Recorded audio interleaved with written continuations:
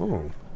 Thanks for joining us here on 9 News Plus. Sorry about that. I'm 9 News meteorologist Chris Bianchi, and thanks again for joining us here on this Thursday morning. We do have some mountain snowfall to talk about. We have some pretty gusty winds for us along the Front Range, especially in the peaks above about 10,000 feet in elevation. It's really those highest peaks where we're looking at that windiest weather at this hour. But those winds will continue to push south and east as we head through the day. We have a weak cold front dropping on through. That will eventually lead to much cooler conditions as we get later on into the day as well. But overall, right now, what we're looking at outside, we do have a fair bit in the way of some cloud cover overhead and a little bit of that leftover snow there at Rocky Mountain National Park. That will get a little bit of a refresher today as we get some of that light snow that pushes its way on through. Right now here in Denver, mostly sunny skies, but you look off to the north, we actually had a pretty good little rain shower mixed with some small hail, maybe some graupel up by Fort Collins about an hour or so ago. That has since dissipated.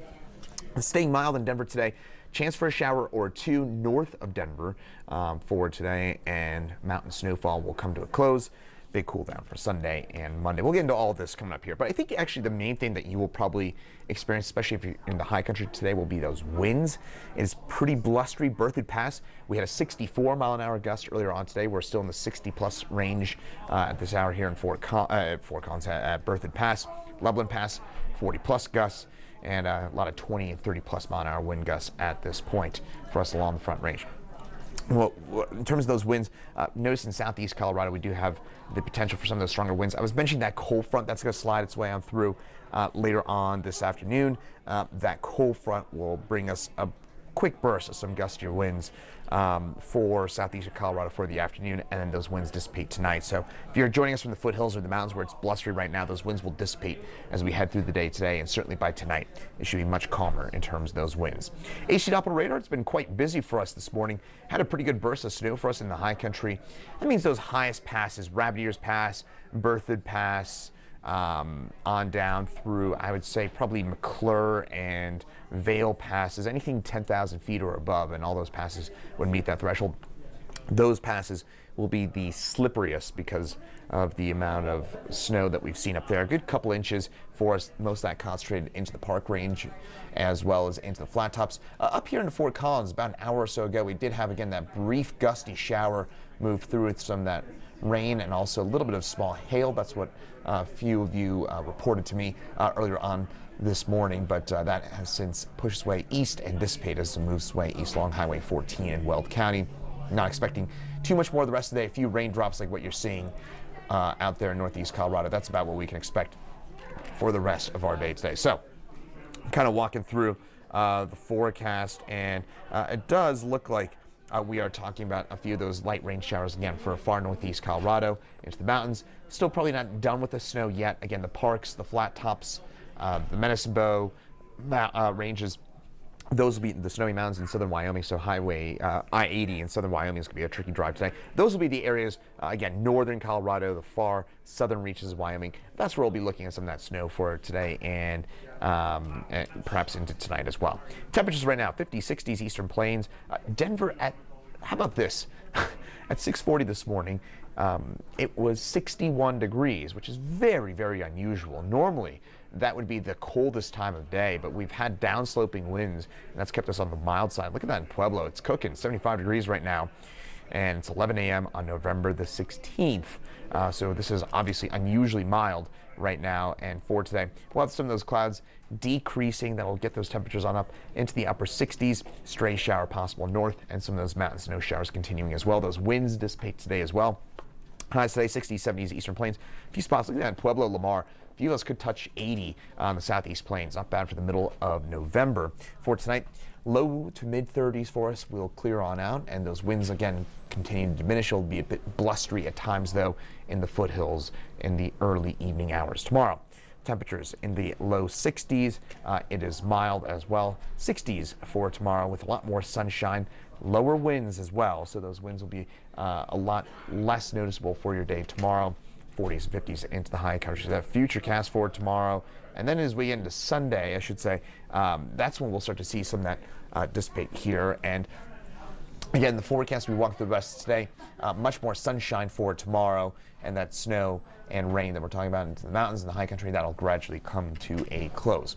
Snowfall amounts, again, we're only talking about a couple more inches for some of those highest peaks above 10,000 feet into the parks and the Medicine Bow ranges in northern Colorado. That is pretty much it in terms of what's to come. Now, next week, Sunday, Monday, that is our next chance for a meaningful system, but at this point it looks like it's going to be mainly a mountain event. So what's going to happen Sunday, we're going to get a cold front that drops on through, and we'll have some light rain, snow in eastern Colorado Sunday night and during the day on Monday, and then maybe later on next week we get another storm system in there. But that next storm, what happens again, that cold front moves through Saturday night, early Sunday morning, then we'll get some of that mountain snowfall that pushes its way on through.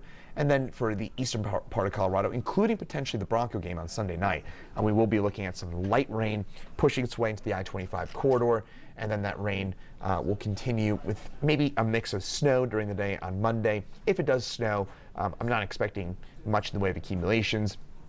In lower elevations, anything below 6,000 feet, it'll be little or no accumulation. That's the way it looks right now. Palmer Divide, the foothills, 6,000, 7,000 feet or above, that's where you could be looking at maybe a bit more meaningful accumulation. But at this point, even there, it doesn't look like all that big of a system. So again, I wouldn't call this nothing, but just for Sunday, Monday, it doesn't look like it's going to be that big of a deal. Some rain showers, perhaps flipping to some snow for Monday. But even again, if we get some of that light snow, it's just not going to be that big of a deal for us on Monday.